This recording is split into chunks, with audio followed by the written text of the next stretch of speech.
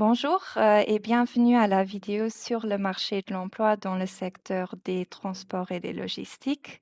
Je m'appelle Inès Père et je suis responsable des statistiques et des études sur le marché de l'emploi à l'ADEME. Et aujourd'hui, je vais vous donner un aperçu de la structure et des tendances de l'emploi dans ce secteur. Après, vous allez écouter Marc Belleville. Marc est conseiller employeur pour les secteurs industrie et logistique. Et ensemble avec ses collègues, il est donc la référence pour les employeurs de ces secteurs. Et donc, sur base de son expérience, il va vous donner un retour du terrain, comment il voit la situation actuelle et quelques astuces pratiques par rapport au processus de recrutement. OK, donc je propose d'entrer, dans le vif du sujet. Pour la définition, donc sous transport et logistique, nous, incluons à la fois, le transport des passagers via taxi, via bus, via rail, via air. Également le transport, de fret, de marchandises, via route, rail, air et eau et les activités d'entreposage, de stockage, et de, courrier, par exemple. Quels sont donc les métiers, les plus recherchés dans ce secteur? Sur base des offres déclarées à l'ADEME, parce que toutes nos analyses sont basées sur nos propres, données. Donc les métiers qui sont le plus recrutés, recherchés, dans ce secteur sur base de nos offres sont en première place les chauffeurs-livreurs, de marchandises sur courte distance, avec à peu près 140 postes déclarés en 2021, suivis par les, conducteurs de poids lourds, conducteurs de camions sur, longue distance, puis les, conducteurs de taxi, voire les chauffeurs privés, les conducteurs de bus et finalement les magasiniers, dans les, dépôts en 5 place. Nous analysons également, la pénurie des métiers, c'est-à-dire l'équilibre, voire le déséquilibre entre offre et demande. Et là, on peut voir que, les métiers qui sont particulièrement en pénurie dans ce secteur sont, par exemple, tous les métiers autour de l'organisation de la chaîne logistique. Donc, en 1 place ici, la conception et l'organisation de la chaîne logistique, ce sont les supply chain managers, pour lesquels, nous avons à peu près, 0,5 demandeurs d'emploi inscrits pour ce métier, pour un poste, déclaré. Donc ça veut dire un demandeur d'emploi pour 2 postes à peu près, ce qui montre déjà la pénurie. D'autres métiers de l'organisation de la chaîne logistique, comme les assistants techniques, les techniciens du supply chain management et aussi les affréteurs qui font l'intermédiation entre les entreprises qui ont les marchandises et les transporteurs, sont également, très en pénurie. Donc là, après pour les métiers, des transports, nous avons les pilotes, mais également les mécaniciens, de maintenance d'avions, qui sortent comme particulièrement en pénurie. Puis les chauffeurs de poids lourds, pour lesquels nous n'avons pas forcément des données crédibles parce que ce sont des profils qui sont souvent recherchés à l'étranger, mais qui sont quand même beaucoup en pénurie au Luxembourg, mais aussi, dans d'autres pays. Et finalement, les conducteurs de train, donc conduite sur rail et les agents de circulation, qui organisent la circulation du réseau, ferré. Après, il y a d'autres, métiers pour lesquels la situation est un peu inverse. Les métiers pour lesquels on a plus de candidats inscrits que de postes déclarés et c'est le cas, par exemple, pour les, chauffeurs de taxi, les, conducteurs, donc les chauffeurs-livreurs, sur courte distance, les caristes, les conducteurs d'engins de déplacement de charges dans les dépôts, les magasiniers, et les chargeurs, déchargeurs, dans les dépôts. Hem, Quelque chose que j'avais oublié de dire, donc vous vous demandez peut-être, ce qui signifie là les codes avec la lettre et les 4 chiffres. Donc il s'agit ici du code métier, ROM que l'ADEME, utilise Et sur le site rom.adem.etat.lu, vous pouvez trouver donc la description de tous ces métiers avec une description des activités et des compétences requises pour chaque métier, selon le référentiel ROM. Passons aux tendances qu'on peut observer dans ce secteur. Euh, à titre d'exemple, quelques tendances de ce secteur est bien sûr l'électrification des modes de transport et la réduction des émissions, mais également des tendances de digitalisation pour arriver à une mobilité plus intelligente, plus automatisée et partagée. Et puis une autre tendance générale qui impacte beaucoup le secteur de la logistique surtout, c'est l'e-commerce. Et aussi les tendances de livraison à domicile qui s'est encore accélérée dans le contexte de la pandémie et qui fait augmenter la demande pour tous ces métiers de transport et de logistique. Donc, à côté de ces tendances plus générales, nous observons aussi des tendances statistiques au niveau des métiers. Commençons par exemple avec les métiers en croissance.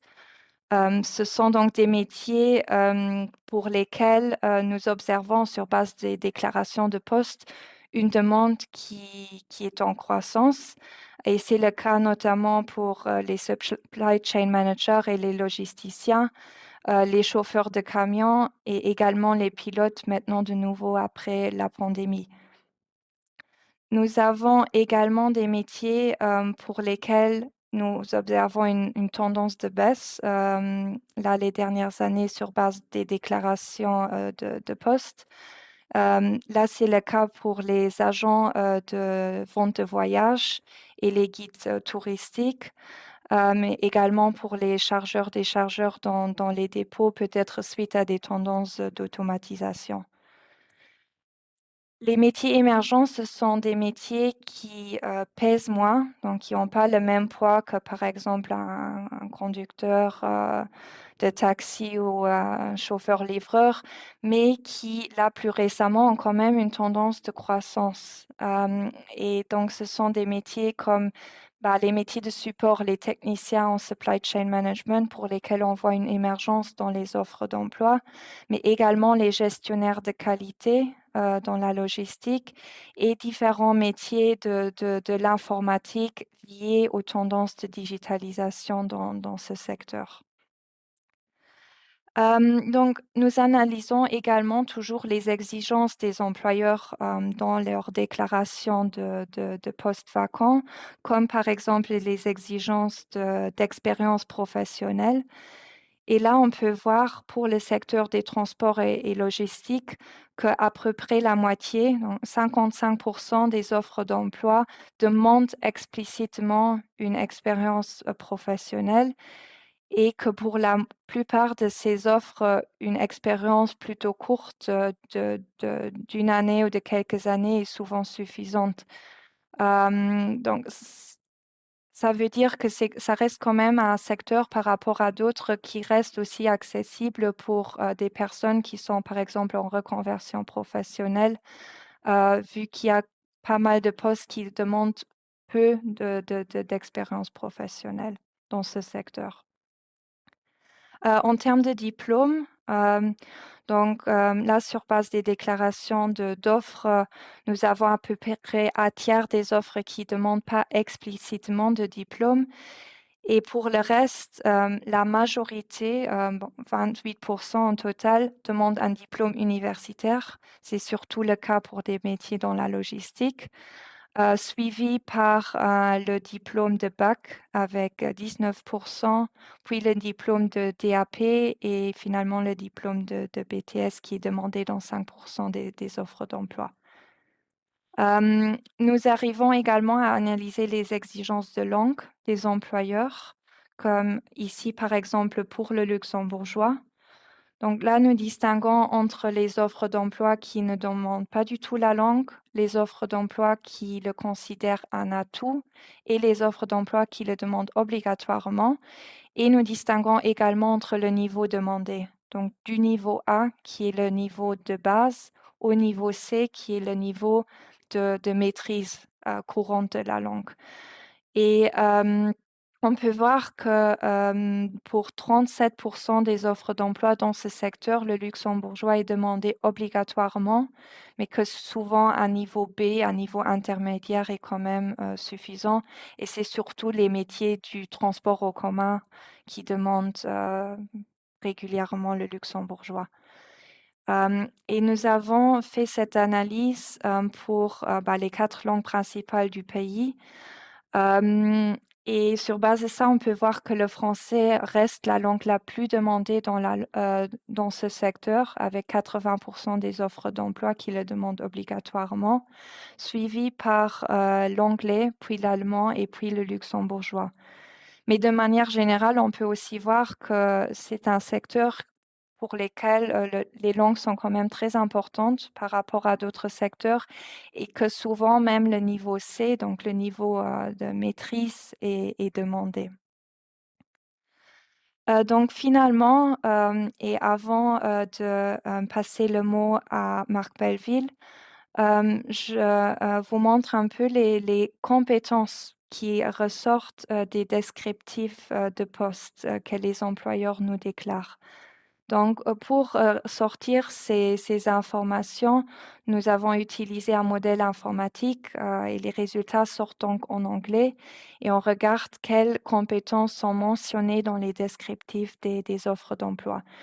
Ici, dans ce secteur, on voit surtout des compétences personnelles, comme l'adaptation au changement, la communication, le travail en équipe, la prise de responsabilité ou l'autonomie qui sortent beaucoup, dans les offres d'emploi. On voit également des compétences digitales qui sont demandées et par exemple des compétences de, connaissance et de gestion de standards de qualité. On peut également observer comment ces exigences de compétences ont évolué, dans le temps.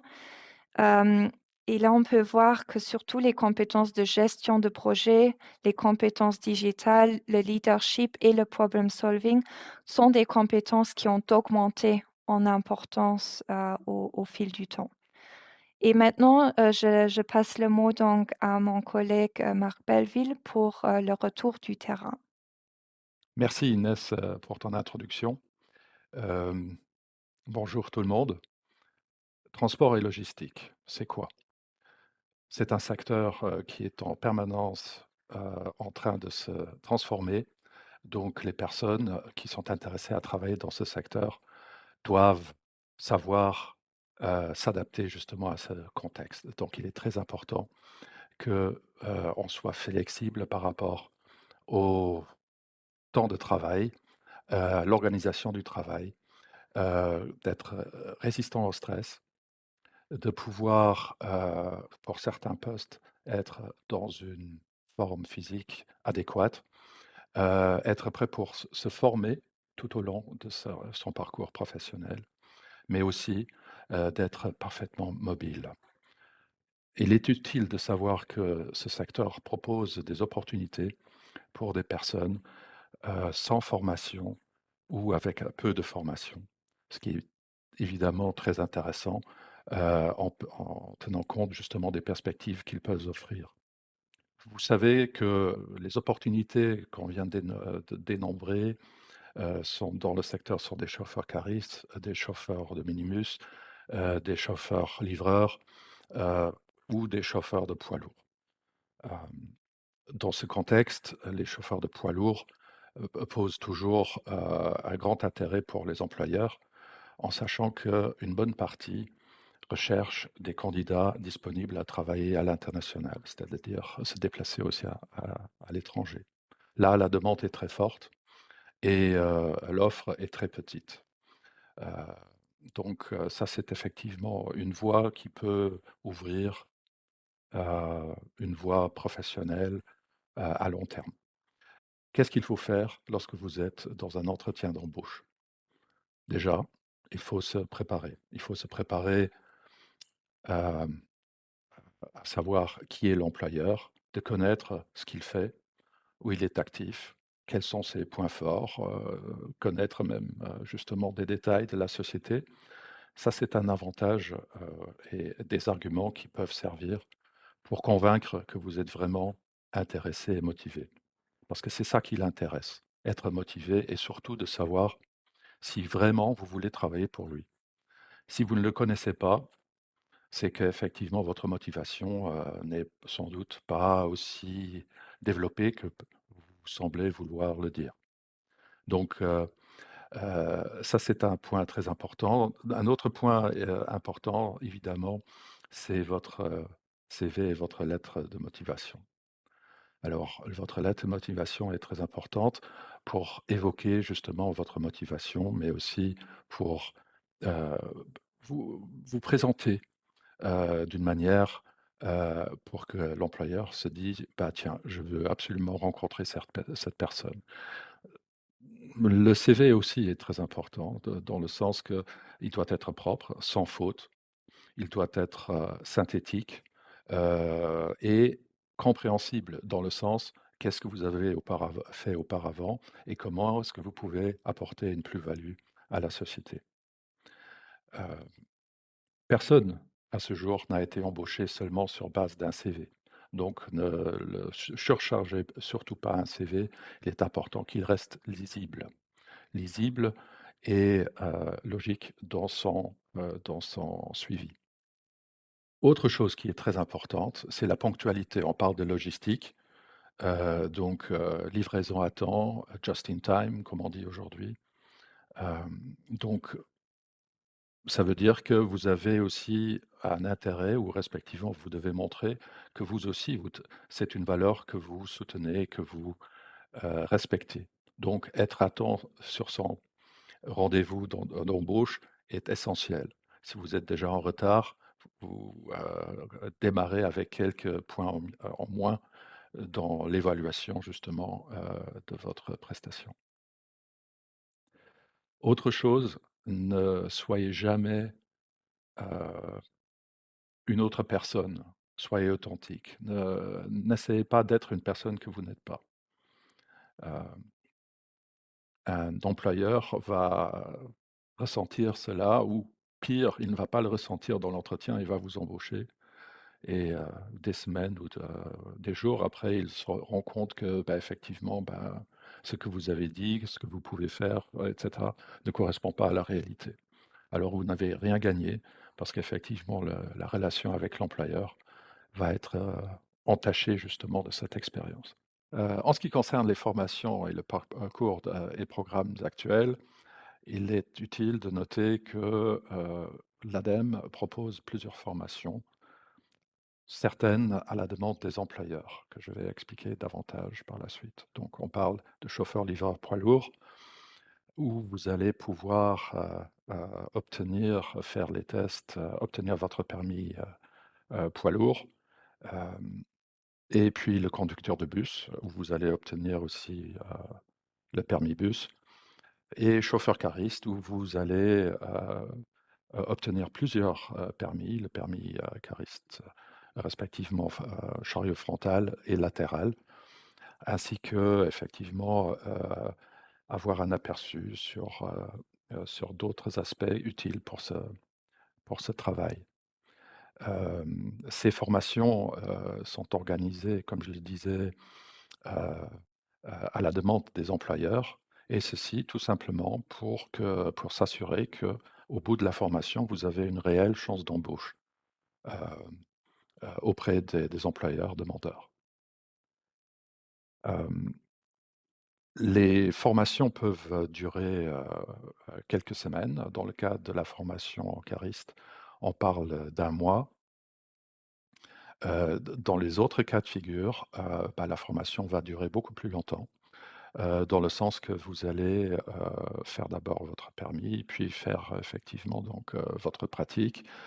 Et puis, il y a aussi encore le code 95, qui est à obtenir pour pouvoir utiliser ces permis à titre professionnel.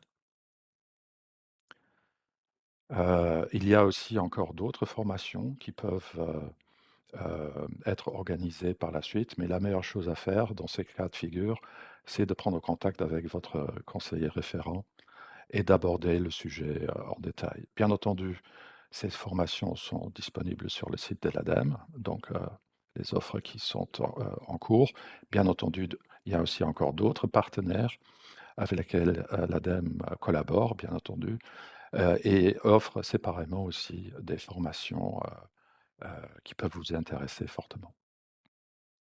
Merci beaucoup Marc, et avec ceci, je vous remercie également pour votre attention. N'hésitez pas à consulter, également les autres vidéos disponibles. Donc merci et bonne continuation.